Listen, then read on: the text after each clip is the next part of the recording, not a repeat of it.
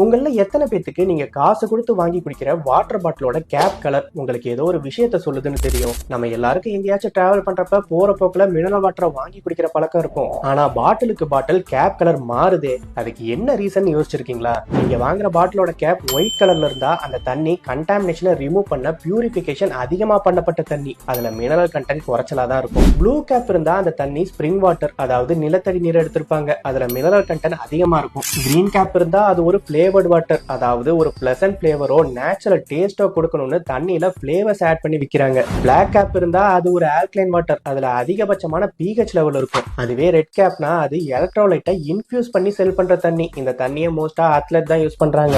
Yellow gap இருந்தா அது vitamins அதிகமா இருக்கக்கூடிய தண்ணி, விட்டமின் பியும் விட்டமின் சியும் பிளெண்ட் பண்ணி சேர்த்திருப்பாங்கன்னு தெரிஞ்சுக்கோங்க. இனி வாட்டர் பாட்டில் வாங்குறப்ப அது என்ன தண்ணின்னு தெரிஞ்சுதான் குடிப்பீங்கன்னு நினைக்கிறேன். அப்படியே இந்த தகவல் தெரியாதவங்களுக்கு ஷேர் பண்ணி விடுங்க. நம்ம நாளைக்கு வேற வீடியோல பார்ப்போம்.